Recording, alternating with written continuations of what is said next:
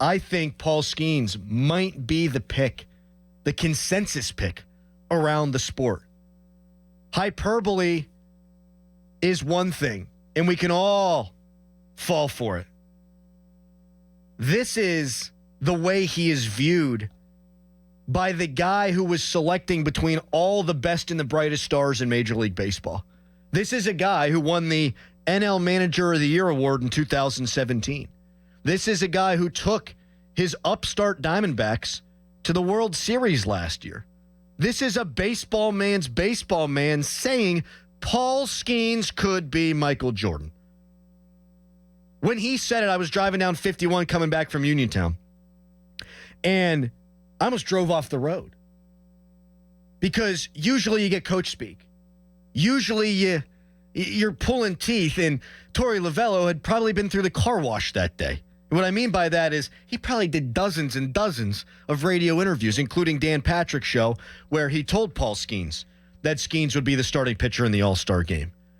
Torey Lovello could have come on and said nothing. No, he came on and said Paul Skenes could be Michael Jordan.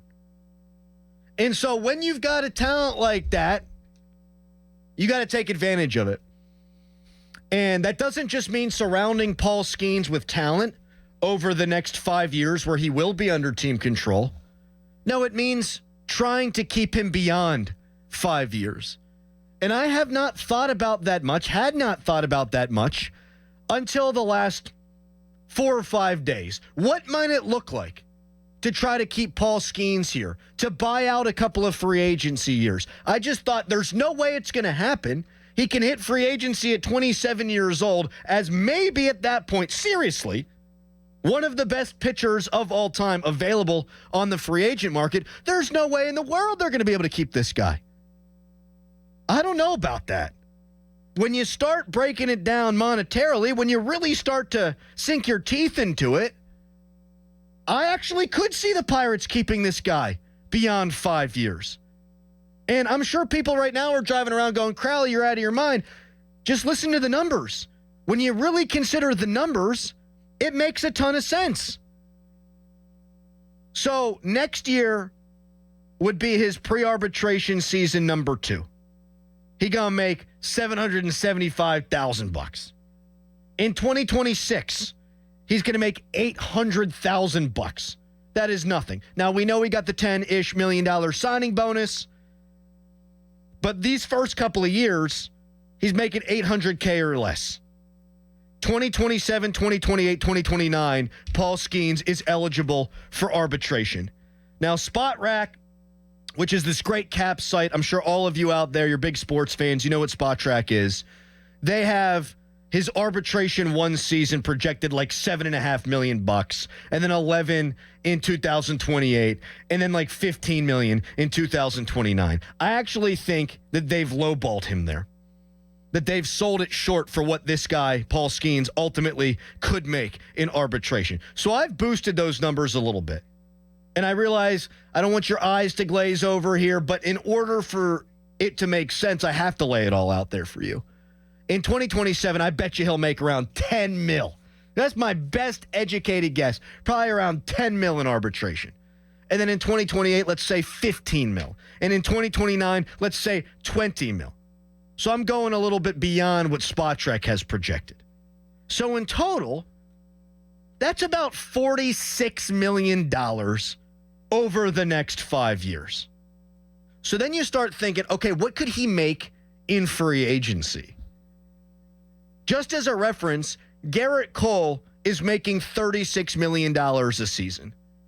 Paul Skenes is on track to be better than Garrett Cole, because as a rookie, Garrett Cole came up in here with a 3.26 ERA. Paul Skenes is under 2. Nobody was saying Garrett Cole is the best pitcher in baseball as a rookie. People are saying that about Paul Skenes. The manager of the NL All-Star game says Paul Skenes could be Michael Jordan. So at minimum, if he stays healthy, you got to figure he's making $36 million or more. But in 5 years, inflation, the best starters are going to be making more than that. So let's just say for argument's sake, that's $40 million per.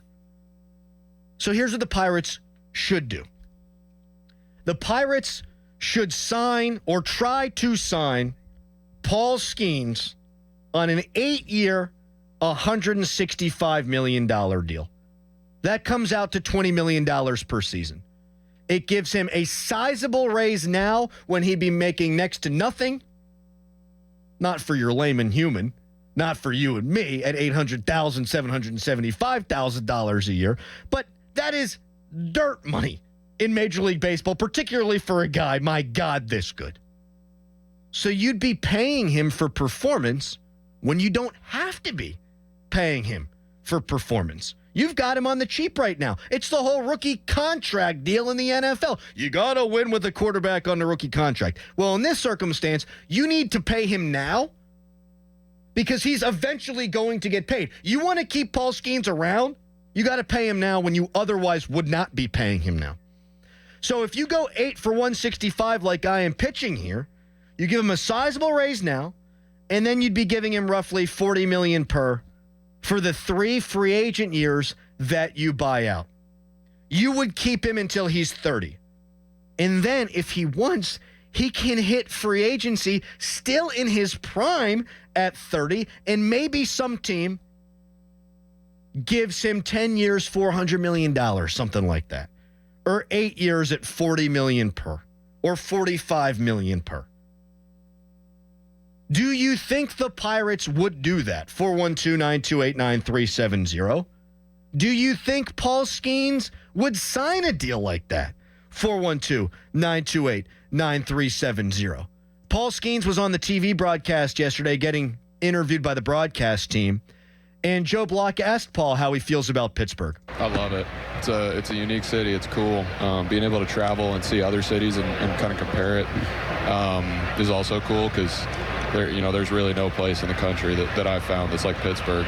Fans are great. The stadium's great. It's really fun to show up to work every day. Paul loves it here. He's a Pittsburgh guy now. He compares it to all the cities he travels to, and Pittsburgh stacks up. I'm not even asking for a hometown discount. He's not getting paid jack the next 2 years. And then he hits arbitration.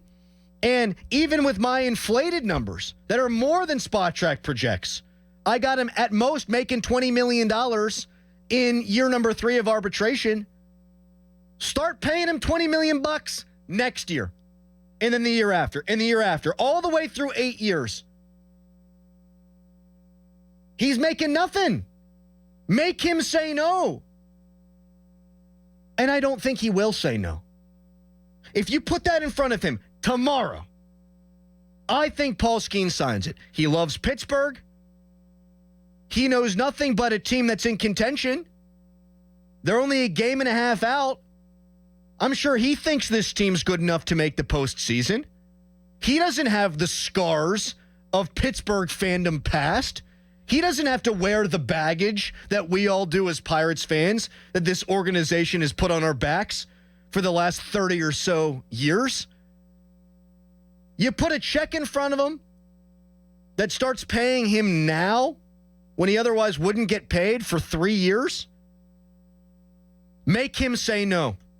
And I don't think he would. Because the way I've laid it out, he'd basically be making those $40 million just spread out. His free agency money that he would be bringing in, he'd make that.